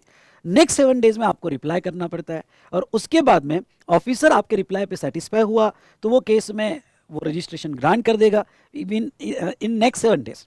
यानी 7 दिन के अंदर नोटिस आएगी, नेक्स्ट 7 डेज में रिप्लाई करना पड़ेगा, और नेक्स्ट 7 डेज में आपको रजिस्ट्रेशन मिल जाएगा। लेकिन आपके डेफिशिएंसी पे वो एग्री नहीं हुआ, ओके, तो वो रिजेक्ट कर देगा आपका एप्लीकेशन। लेकिन अगर आपने 15 वर्किंग डेज में आधार ऑथेंटिकेशन नहीं करवाया, ऑफ करके भी नहीं करवाया, तो फिर फिजिकल एग्जामिनेशन होगा, ओके, 30 डेज में आपको आरसी दी जाएगी एग्जामिनेशन के बाद, ओके, रजिस्ट्रेशन ग्रांट किया जाएगा। पर उसमें भी डेफिशिएंसी होगी तो फिर तो 30 दिन में नोटिस आएगी, 7 डेज में रिप्लाई करना पड़ेगा, और उसके 7 डेज में आरसी आपको आरसी मिलेगी अगर सारे कंप्लायंस कहोगे तो। नेक्स्ट, आपने आधार ऑथेंटिकेशन के लिए ऑप्ट नहीं किया तो वो केस में फिजिकल वेरिफिकेशन होगा, डेफिशिएंसी नहीं होगी तो 30 डेज में आरसी आ जाती है, अगर डेफिशिएंसी होगी तो फिर 30 डेज में नोटिस आती है, 7 डेज में रिप्लाई होता है, और नेक्स्ट 7 डेज में आरसी आती है। तो ये पूरा चार्ट है, मुझे नहीं लगता इसके ऊपर कोई सवाल पूछेंगे, लेकिन प्रैक्टिकल नॉलेज के लिए ये चार्ट यहाँ पे आपने पढ़ लेना है। उसके बाद में नेक्स्ट क्वेश्चन जो है, person liable to obtain UIN, star करना, liable to obtain unique identification number. अब ये जो है, ओके, यहाँ पे कुछ लोग ऐसे है, बेटा ध्यान से सुनना, कि जो जब भी सप्लाई करेंगे आउटवर्ड या इनवर्ड, ठीक है, अब ये आउटवर्ड जब सप्लाई करेंगे तो ऐसे केस में इनको जीएसटी में रजिस्ट्रेशन ही नहीं लेना पड़ेगा, इनके लिए स्पेशल प्रोसीजर है यूआईएन, ये रजिस्ट्रेशन लेने की प्रोसीजर इनको नहीं है। और अगर वो जीएसटी में आरपी नहीं माने जाएंगे, अगर आपको रजिस्टर्ड पर्सन की डेफिनेशन याद होगी तो registered person means a person who is registered under section 25 but does not include a person who holding UIN, इनको रजिस्ट्रेशन की प्रोसीजर ही नहीं है।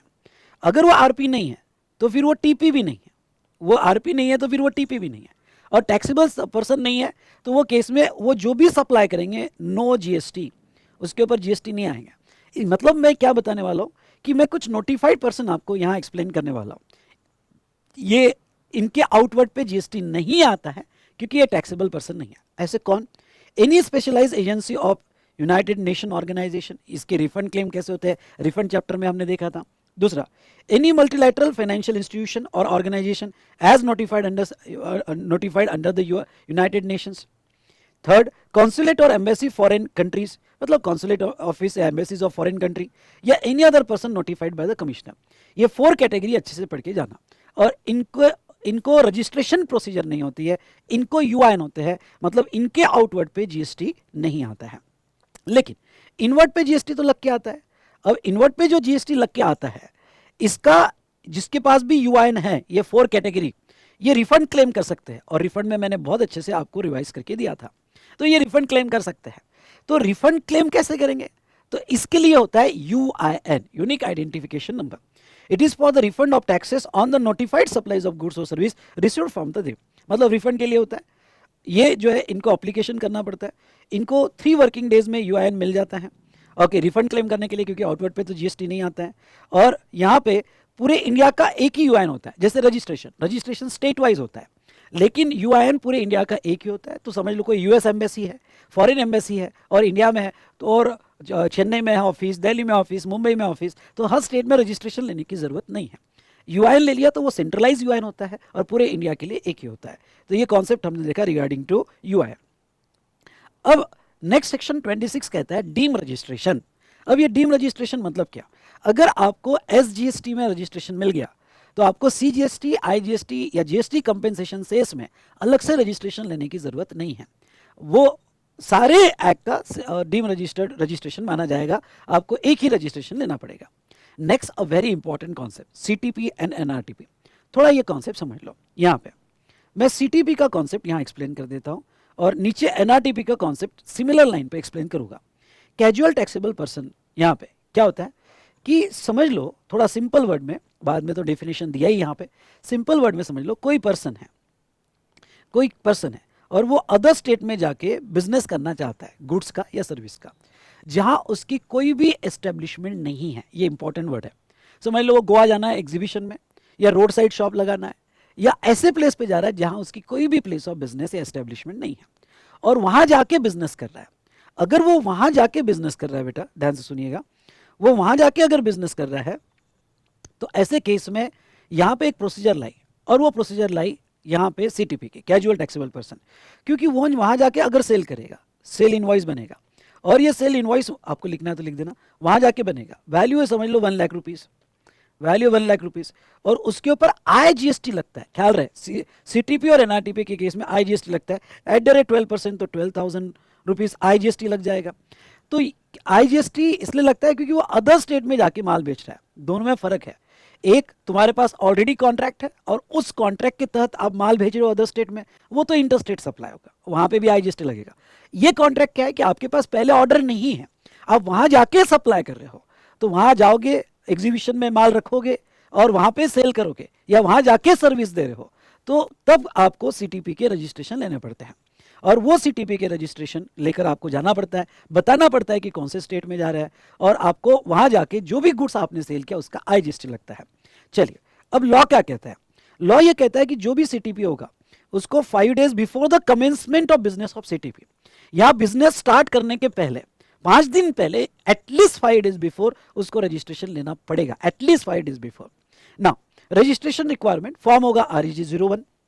नाउ अब देखो, if a person already registered in Maharashtra, अब ये बंदा क्यों ना ऑलरेडी रजिस्टर्ड है महाराष्ट्र में, वो CTP का एक टेम्पररी रजिस्ट्रेशन है, वो अलग है, उसका तुम्हारे एग्जिस्टिंग रजिस्ट्रेशन से कोई कंसर्न नहीं, वो क्यों ना ऑलरेडी रजिस्टर्ड हो, but need to take separate registration as a CTP under section 24, क्योंकि 24 में मैंने बताया CTP होगा तो कंपलसरी रजिस्ट्रेशन है, CTP होगा तो कंपलसरी रजिस्ट्रेशन है, एक्सेप्ट हैंडीक्राफ्ट गुड्स, यानी आपको CTP का तो GST देना ही पड़ेगा। तो ऑलरेडी आपका रजिस्ट्रेशन होगा, उससे कोई लेना देना नहीं, आपको सेपरेट इसका रजिस्ट्रेशन लेना पड़ेगा। नाउ अब यहां पे जो है सॉरी, आपको रजिस्ट्रेशन, अगर आप रजिस्टर्ड नहीं भी होगे तो भी ये टेम्पररी रजिस्ट्रेशन कंपलसरी सेक्शन 24 में लेना पड़ेगा, मतलब CTP का रजिस्ट्रेशन आपको लेना ही लेना है, दूसरा ऑप्शन आपके पास नहीं है, ठीक है। और आपको उसका GST देना है। वैलिडिटी ऑफ रजिस्ट्रेशन, अब रजिस्ट्रेशन कितने दिन तक वैलिड, क्या ये परमानेंट होता है? नहीं, ये टेम्पररी होता है, क्योंकि वहां जाके बेच रहे हो, टेम्पररी जाते हो, कैजुअली जा रहे हो और वापस आ रहे हो, तो टेम्पररी रजिस्ट्रेशन होता है। तो जितना पीरियड आप एप्लीकेशन में मेंशन करोगे, may be 10 days, 20 days, 30 days, उतना दिन का रजिस्ट्रेशन आपको मिल जाएगा, बट मैक्सिमम 90 डेज का रजिस्ट्रेशन आपको मिलता है। आपको एक्सटेंशन चाहिए तो फर्दर 90 डेज का एक्सटेंशन आपको मिल सकता है। तो आप डायरेक्ट 90 डेज मत लिखना, पहले लिखना पीरियड कितना, तो जितना एप्लीकेशन में मेंशन है, लेकिन मैक्सिमम 90 डेज और एक्सटेंशन फर्दर 90 डेज आपको मिल जाता है। ये तो था CTP का रजिस्ट्रेशन, ठीक है। तो वो रजिस्ट्रेशन जो लेगा 5 दिन पहले लेगा, लेकिन CTP पे एक दूसरी रिक्वायरमेंट है, और दूसरी रिक्वायरमेंट क्या है कि जब वो रजिस्ट्रेशन लेगा उसके साथ ही उसको टैक्स पे करना है एडवांस में ऑन एस्टिमेटेड लायबिलिटी, मतलब जब तक वो एडवांस में उसका टैक्स नहीं देता है एस्टिमेटेड लायबिलिटी, तब तक उसको रजिस्ट्रेशन नहीं मिलेगा। इसलिए जनरली जो भी CTP का रजिस्ट्रेशन लेते हैं साथ साथ में टैक्स पेमेंट चालान भी अटैच करते हैं, तो ही उसको रजिस्ट्रेशन मिलेगा। और सर टैक्स कितना देना है, क्योंकि वो तो वहां जाएगा बाद में बेचेगा, तो ऐसे केस में मैं आपको बता दूं कि जब वो गुड्स रिमूव करेगा तो स्टॉक ट्रांसफर चालान होगी, क्योंकि उसने बेचा ही नहीं माल, और ई वे बिल लगाया जाएगा, पर GST नहीं लगेगा, क्योंकि वो तो वहां जाके बेच रहा है। ओके, वहां जाके बेच रहा है तो इसमें कंसीडरेशन ही नहीं है, तो सप्लाई नहीं है, पर आपको चालान बनानी पड़ेगी, जिसको हम रूल 55 की चालान कहते हैं। रूल 55 की चालान करते हैं, और 50,000 से ज़्यादा अगर वैल्यू होगी तो आपको ई वे बिल भी बनाना पड़ेगा, और GST नहीं लगेगा। अब फिर सर हम GST पे कैसा करें? एस्टिमेटेड लायबिलिटी पे आपको एस्टिमेट करना पड़ेगा कि भाई कितना का माल आप वहां जाके बेचोगे, वो एस्टिमेटेड लायबिलिटी पे आपको टैक्स देना पड़ेगा। Point number 1, without this advance deposit RC is not available. Next, amount deposited in advance is credited to e cash ledger, जो भी आपने पैसा दिया वो तो आपके कैश लेजर में जमा होगा। गवर्नमेंट मतलब गवर्नमेंट टैक्स में एडजस्ट नहीं करेगी, आपके कैश लेजर में पड़ा हुआ है, पर कैश लेजर में पैसा एस्टिमेटेड लायबिलिटी पे देकर आप निकलो, और payment on the basis of reference number TRN. अब सब सर इसके पास रजिस्ट्रेशन ही नहीं है तो फिर ये पेमेंट कैसे करेगा? तो इनको टेम्पररी रेफरेंस नंबर मिलता है, ओके, टीआरएन मिलता है, वो टीआरएन के बेसिस पर ये पेमेंट करेगा। ठीक है, तो ये आप जनरेट कर सकते हो टीआरएन, उसके बेसिस पे पेमेंट होगा और आपका गुड्स यहाँ चले जाएगा और फिर वहाँ से आप सेल करोगे। ठीक है, अब एक सवाल है कि सर जब मैं एडवांस में टैक्स देता हूँ, अब जब ये गुड्स खरीदा होगा तो मेरा आईटीसी पड़ा होगा, तो क्या इसका आईटीसी में ये एडवांस पेमेंट के लिए यूज कर सकता हूँ? यस, आईटीसी आप ले सकते हो। CTP can take the ITC of ICG while making the payment of tax in advance. If registration extended for further 90 days then he can again deposit the estimated liability. अब दो चीजें यहाँ मैंने discuss की। पहली चीज यहाँ मैंने डिस्कस की कि क्या वो एडवांस में जो टैक्स दे रहा है उसके अगेंस्ट में आईटीसी यूज कर सकता है क्या? बिल्कुल यूज कर सकता है। दूसरा, अगर उसको 90 डेज से ज़्यादा एक्सटेंशन मिला होगा, ध्यान सुनना, 90 डेज से ज़्यादा अगर एक्सटेंशन मिला होगा तो वो सिचुएशन में उसको नेक्स्ट 90 डेज की एस्टिमेटेड लायबिलिटी निकालनी पड़ेगी, वो पे करनी पड़ेगी, तो ही उसको एक्सटेंशन रहेगा। चलो, ये तो हमने देख लिया। अब ये गुड्स स्टॉक ट्रांसफर चालान में वहाँ चले गया, उसने बेचा। अब देखो सीटीपी, ख्याल रहे सीटीपी को क्रेडिट है, जो ब्लॉक क्रेडिट है वो एनआरटीपी के लिए ब्लॉक क्रेडिट है for imported, sorry other than imported goods. जो लोकल एनआरटीपी को ब्लॉक है, सीटीपी को कोई ब्लॉक नहीं, वो क्रेडिट ले सकता है। सीटीपी नॉर्मल प्रोसेस से GSTR-1 फाइल करेगा। ओके, जब तक उसके पास सीटीपी का रजिस्ट्रेशन है वो हर महीने की 11 तारीख को, यहाँ पे नेक्स्ट मंथ की 11 तारीख को वहाँ पे GSTR-1 फाइल करेगा। वो 3B भी सबमिट करेगा ड्यूरिंग सीटीपी पीरियड। और अब उसका सीटीपी पीरियड खत्म हो रहा है। If final tax is more than advance tax paid then differential amount is payable, interest नहीं लगेगा। अब समझ लो उसने ओके यहाँ पे 30 डेज का सीटीपी लिया और एक्चुअल अब डेटा आ गया कि उसने कितना माल बेचा, अब उसका फाइनल टैक्स आ गया, तो फाइनल टैक्स ये ज़्यादा है प्रोविजनल एस्टिमेटेड टैक्स से, क्योंकि वो तो उसने ऑलरेडी पे किया था। तो वो सिचुएशन में यहाँ पे डिफरेंशियल अमाउंट उसको पे करना पड़ेगा, पर इंटरेस्ट नहीं लगेगा। लेकिन फाइनल टैक्स लेस होगा तो वो रिफंड भी क्लेम करेगा। इसलिए रिफंड चैप्टर में one of the situation for claiming the refund वो है कि आप जो है यहाँ पे सीटीपी में एक्स्ट्रा टैक्स दिए हो एडवांस में, तो उसका रिफंड क्लेम कर सकते हो। तो ये था रिगार्डिंग टू सीटीपी की कंप्लीट प्रोसीजर। एनआरटीपी क्या होता है बेटा? एनआरटीपी की बाहर का कोई बंदा जिसकी कोई एस्टेब्लिशमेंट इंडिया में नहीं है और यहाँ आके टेम्पररी कुछ गुड सेल कर रहा है या सर्विस प्रोवाइड कर रहा है, तो वो होता है एनआरटीपी। इनको भी सेम प्रोसीजर है सीटीपी जैसा, एडवांस में टैक्स देना पड़ता है। बस एक ही डिफरेंस मैं आपको ये बता दूं कि इनको आईटीसी नहीं मिलते एक्सेप्ट इंपोर्टेड गुड। कोई इंपोर्टेड गुड्स पे आईजीएसटी लगा होगा in the form of ACD, उसके क्रेडिट मिल जाएंगे जो इंडिया में वो सेल करेंगे, लेकिन बाकी कोई भी इनको क्रेडिट नहीं मिलते। बाकी प्रोसीजर एग्जैक्टली सेम है जो हमने ऊपर सीटीपी के लिए देखी थी। और यहाँ पे मैंने डिफरेंस दिया है सीटीपी और एनआरटीपी डेफिनेशन। दूसरा रजिस्ट्रेशन, दोनों को कंपलसरी रजिस्ट्रेशन है, बिफोर कमेंसमेंट ऑफ बिजनेस लेना पड़ेगा। फॉर्म REG-01 और REG-09 है। ये पैन बेस रजिस्ट्रेशन है सीटीपी का, ये पासपोर्ट बेस है। दोनों को थ्रेशोल्ड बेनिफिट नहीं मिलता है क्योंकि कंपलसरी रजिस्ट्रेशन में दोनों को कंपोजिशन स्कीम नहीं मिलती है। ओके, GSTR-1 और 3B सीटीपी को फाइल करना पड़ेगा, एनआरटीपी को GSTR-5 फाइल करना पड़ता है। सीटीपी को आईटीसी मिलते हैं, एनआरटीपी को इंपोर्टेड गुड छोड़ के आईटीपी नहीं मिलते हैं। इनको 5 days prior to commencement of business यहाँ पे रजिस्ट्रेशन लेना पड़ेगा। Advance deposit on estimated liability 90 days का मिलता है, जो फर्दर एक्सटेंशन 90 डेज हो सकता है। और annual return is not required to file by CTP और NRTP star and okay, CTP और एनआरटीपी एनुअल रिटर्न फाइल नहीं करेंगे। उसके बाद में नेक्स्ट यहाँ पे amendment in registration section 28, amendment in registration. मैं आपको ये बात बता दूं कि आपके रजिस्ट्रेशन जो आप करते हो उसमें एक होती है कोर फील्ड और एक non core field. Non core field में मोबाइल नंबर, ईमेल एड्रेस वगैरह होता है। तो नॉन कोर फील्ड का अगर चेंज करना है तो इमीडिएट हो जाता है, ओटीपी आता है, ओटीपी डाल दो, चेंज हो गया।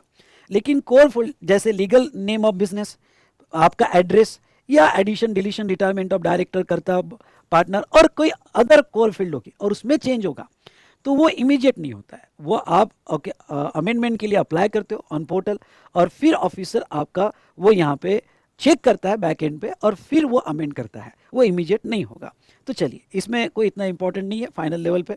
लेकिन नेक्स्ट सेक्शन 29 और वेरी वेरी इंपॉर्टेंट, स्टार करना, ओके स्टार करना, वेरी वेरी इंपॉर्टेंट सेक्शन 29, ये अच्छे से पढ़ के जाना। कैंसलेशन ऑफ रजिस्ट्रेशन, ध्यान से देखिएगा। कैंसलेशन ऑफ रजिस्ट्रेशन इसमें दो है, एक सुमोटो कैंसलेशन और एक cancellation of registration bye proper officer on his own motion only. एक आप खुद कैंसिल कर रहे हो और एक है ऑफिसर खुद होके कैंसिल करेगा। आप सू मोटो कब कैंसलेशन कर सकते हो? खुद की इच्छा पे। तो बिजनेस डिसकंटिन्यूड हुआ या ट्रांसफर इंक्लूडिंग डेथ। ओके, तो देखो बिजनेस डिसकंटिन्यू हो गया तो रजिस्ट्रेशन रख के करोगे क्या भाई साहब? ओके सुन मेरे भाया, ओके रजिस्ट्रेशन रख के करेगा क्या? बेटर वे कैंसिल कर, क्योंकि जब तक रजिस्ट्रेशन है तब तक GSTR 1 3B और अदर कंप्लायंसेस क्यों ना नहीं लो, पर देने पड़ते हैं। या डेथ हो गया तो कैंसिल कर सकते हो, डीमर्ज, अमलगमेशन, अदरवाइज डिस्पोजल, तो ये सिचुएशन में कैंसिल कर सकते हो। दूसरा, change in constitution of business, पहले LLP थी, फिर पार्टनरशिप, फिर कंपनी हो गई, तो आपको पुराना रजिस्ट्रेशन कैंसिल करके नया लेना पड़ेगा। या the TP is no longer liable to register under 22-24, या आप थ्रेशोल्ड से नीचे चले गए, या आप कंपल्सरी रजिस्ट्रेशन में नहीं हो, तो आप अपना रजिस्ट्रेशन कैंसिल कर सकते हो। Okay, intent to opt out of registration voluntary, अगर आपने वॉलंटरी लिया होगा और आपको ऑप्ट आउट करना है तो आप कर सकते हो। तो ये सिचुएशन है जहां आप सू मोटो कैंसलेशन कर सकते हो।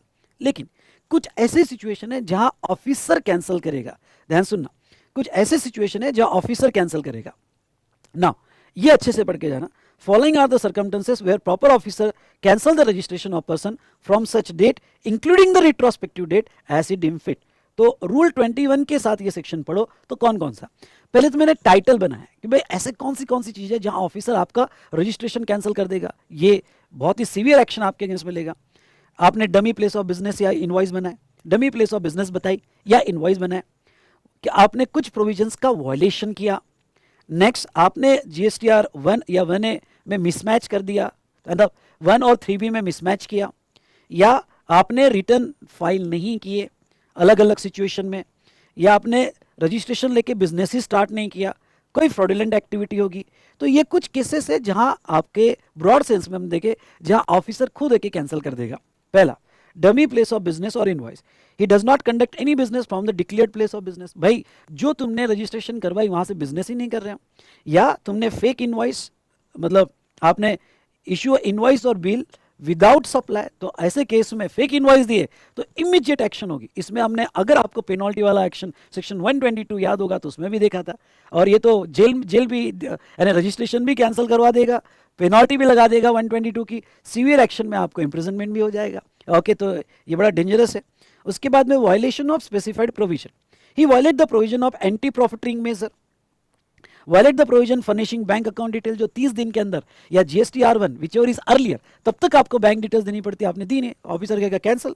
उसके बाद में ही avail the ITC in violation of section 16 क्या था? सेक्शन 16 ये था कि भाई आप बिजनेस के लिए यूज करने चाहिए, रजिस्टर्ड होने चाहिए, और 16(2) की बहुत सारी कंडीशंस थी, इनवॉइस पोजीशन में होना चाहिए, और ब्ला ब्ला ब्ला हमने देखा था। और तुमने जो है यहाँ पे ध्यान सुनना कि IT सेक्शन 16 की प्रोविजन वायलेट कर दी। या फिर 86B में एक कंडीशन थी कि अगर आपका टर्नओवर 50 लाख के ऊपर होगा तो यहाँ पे आप आउटपुट टैक्स का 99% से ज़्यादा ITC यूज़ नहीं कर सकते, और वो प्रोविजन आपने फॉलो नहीं किया। या GSTR 1 1A और 3B का मिसमैच हुआ, रिटर्न मतलब GSTR 3B ये मिसमैच हुआ।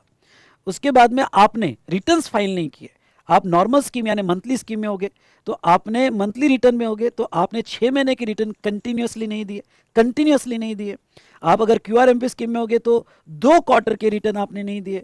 अगर आप कंपोजिशन लेवी में होगे तो आपने फाइनेंशियल ईयर एंड होने के बाद 3 महीने के अंदर अंदर उसका रिटर्न नहीं दिया, यानी बियॉन्ड 3 मंथ्स रिटर्न दिए। ओके, तो वो सिचुएशन में जो भी आपकी ड्यू डेट होगी, कंपोजिशन स्कीम में जो भी आपकी ड्यू डेट होगी, उसके मतलब फाइनेंशियल होने के बाद आपको कंपोजिशन स्कीम की ड्यू डेट में आपको रिटर्न देना पड़ेगा, और ड्यू डेट के 3 महीने में आपने रिटर्न नहीं दिए तो कैंसिल कर देगा। और ये अमेंडमेंट है स्टार करना, और अमेंडमेंट क्या है? Fail to file return due between order of cancellation and revocation of registration within 30 days of revocation order. मतलब क्या? अगर आपकी ऑर्डर कैंसिल कर दी गई, सुनना, आप सॉरी ऑर्डर नहीं, आपका रजिस्ट्रेशन कैंसिल कर दिया गया, और जब आपका रजिस्ट्रेशन कैंसिल हो गया, सुनना मेरी बात, जब आपका रजिस्ट्रेशन कैंसिल हो गया वहां से 30 डेज में आपने कैंसिलेशन पीरियड के रिटर्न नहीं दिए। आई रिपीट, हमने सिमिलर अमेंडमेंट ITC में भी देखा था। फिर से देखो, जहां जब आपका, अब देखो स्टेप नंबर 1, आपका रजिस्ट्रेशन कैंसिल हो गया, अब कैंसिल होने के बाद वो रिवोक हो गया, गवर्नमेंट ने आपको वापस कर दिया। ओके, रिवोक हो गया, तो अगर रिवोक हो जाता है, सॉरी एक मिनट,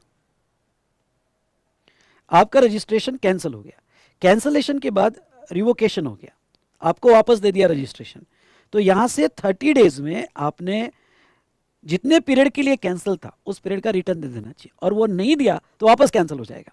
और if cancellation was retrospective, fail to file all returns from the date of order of cancellation to the date of revocation order within 30 days. या रिट्रोस्पेक्टिव इफेक्ट से होगा कैंसिलेशन, तो पूरे पीरियड का आपको यहाँ पे रिटर्न देना पड़ेगा जैसे रिवोकेशन हो जाता है वहां से 30 डेज में। ठीक है, नाउ आपने वॉलंटरी रजिस्ट्रेशन लिया है और आपने बिजनेस 6 महीने के अंदर स्टार्ट नहीं किया और फ्रॉडुलेंट एक्टिविटी होगी तो आपके रजिस्ट्रेशन कैंसिल कर दिए जाएंगे। इसमें ये अमेंडमेंट है, ये अच्छे से पढ़ के चले जाना। फिर okay, proper officer shall not cancel registration without giving person an opportunity of being heard during pendency of proceeding relating to registration, cancellation of registration, proper officer suspension भी दे सकता है। उसके बाद में सस्पेंशन ऑफ रजिस्ट्रेशन, आपने registration के लिए आपने कैंसिलेशन के लिए अप्लाई किया या आपका रजिस्ट्रेशन सस्पेंड कर दिया गया, while pendency of cancellation is proceeding, registered person applied for cancellation of registration, तो आपका हो सकता है कैंसिल न होते हुए सस्पेंशन होगा, और इफेक्टिव डेट है date of submission of application और date from which cancellation is sought whichever is later. अब देखो, समझ लो कि आपने अप्लाई कर दिया या ऑफिसर ने आपका रजिस्ट्रेशन, ऑफिसर को कैंसिल करना है। मोस्टली सस्पेंशन तब होता है जब आपने अप्लाई किया, आपने जब अप्लाई कर दिया तो ऑफिसर इमीडिएट कैंसिल नहीं करता है। ऑफिसर सारी देखता है कि स्टॉक कितना है, आईटीसी कितना है, तुमने रिवर्स किया कि नहीं किया, ये सारी चीज़ें देखता है। तो वो केस में तुमने अप्लाई किया फॉर कैंसलेशन तो सस्पेंशन कब से इफेक्टिव होगा, पहले वो सस्पेंड करता है ओके, और बाद में सारी प्रोसेस चेक होने के बाद, वेरिफिकेशन होने के बाद कैंसिल करता है।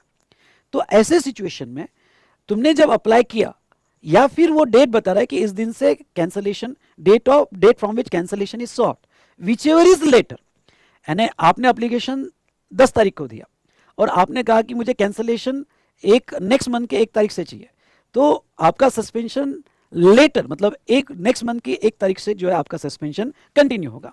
और cancellation initiated by department, date of determination by proper officer, officer जिस दिन यहाँ पे फिक्स करेगा कि कैंसलेशन करना है ओके, तो पर पहले सस्पेंड करेंगे बाद में कैंसलेशन करेंगे, तो वो सस्पेंशन जिस दिन उसने फिक्स किया वो डेट ली जाएगी। अब देखो यहाँ पे suspension shall be while registration suspended shall not make any taxable supply and shall not issue tax invoice, shall not charge the tax on the supplies paid not him, एक minute, shall not charge the tax on the supplies made by him चाहिए, यहाँ correction कर लो, supplies made by him, made by him। अब एक concept समझ लो, मेरे client का registration suspend कर दिया था, कैंसिल नहीं हुआ था, सस्पेंड हो गया था, तो वो मेरे पास आया ओके, टीचर ही था बंदा, आपको बता दूं कि मैं मेरा रजिस्ट्रेशन कोई रीज़न की वजह से सस्पेंड हो गया है और कैंसिल नहीं हुआ है, दिख रहा है कि रजिस्ट्रेशन नाम पे है, तो फिर मैं सप्लाई कर सकता हूँ क्या? वो सप्लाई कर सकता है, लेकिन जो भी वो सप्लाई करेगा उसका वो टैक्स इनवॉइस नहीं दे सकता और जीएसटी भी चार्ज नहीं कर सकता, पर सप्लाई कर सकता है ड्यूरिंग सस्पेंशन पीरियड। हाँ, उसका टैक्स कैंसिलेशन होने के पहले उसको देना पड़ेगा, पर सप्लाई हो सकता है ओके। और उस पीरियड का, जो पीरियड में सस्पेंडेड है, उस पीरियड का वो रिटर्न भी फाइल नहीं कर सकता। दूसरी बात, suspension shall not be revoke with effect from the suspension date, suspension shall not be revoke with effect from the suspension date, ये कोई इतना इंपॉर्टेंट नहीं। Provision of revise tax invoice and first return is applicable. अब देखो suspension है, अब थोड़ा ये कॉन्सेप्ट का समझ लो, आपका रजिस्ट्रेशन सस्पेंड कर दिया, फिर आप गए, मेरे फ्रेंड के लिए मैं गया था जीएसटी डिपार्टमेंट में, मैंने रिक्वेस्ट किया कि सर वापस कर दो, सस्पेंशन अपना वापस ले लो, कैंसिल नहीं किया था, सस्पेंशन किया था, और suspension shall be revoke with effect from the suspension date. मैं डिपार्टमेंट में गया और मैंने कहा कि भाई सर सस्पेंशन वापस ले लो, उसने कहा ठीक है मैं ले लेता हूँ सस्पेंशन वापस, और जिस दिन से सस्पेंशन हुआ तब से रिवोक हो गया और मैं वापस, मेरा रजिस्ट्रेशन एक्टिव हुआ। तो अब लॉ क्या कहता है, जिस दिन से सस्पेंशन हुआ टिल द रिवोकेशन आपको जितने भी आपने सप्लाई किए उसके रिवाइज इनवॉइस इशू करना पड़ेगा, यानी उसके सारे invoice okay, revise invoice section 40 के हिसाब से इशू करना पड़ेगा, और यहाँ पे section revise tax invoice issue करना पड़ेगा, और फर्स्ट रिटर्न जैसे ही सस्पेंशन रिवोक हुआ उसके बाद में उसका फर्स्ट रिटर्न जब फाइल होगा, तो फर्स्ट रिटर्न वाला कंसेप्ट सेक्शन हमने 40 में देखा था, तो फर्स्ट रिटर्न में उसको जो है सारे रिवाइज इनवॉइस की डिटेल्स देके जीएसटी पे करना पड़ेगा अलॉन्ग विथ इंटरेस्ट। एक बार फिर से थोड़ा अरेंज देख लो, कैंसलेशन नहीं हुआ, सस्पेंशन हुआ, और सस्पेंशन समझ लो 1 अप्रैल को हुआ, फिर मैं रिक्वेस्ट करने गया, मैं 20th मई को ऑफिसर ने कहा कि ठीक है तेरा सस्पेंशन विड्रॉ कर लेता हूँ। तो 1 अप्रैल से वापस मैं एक्टिव हो गया।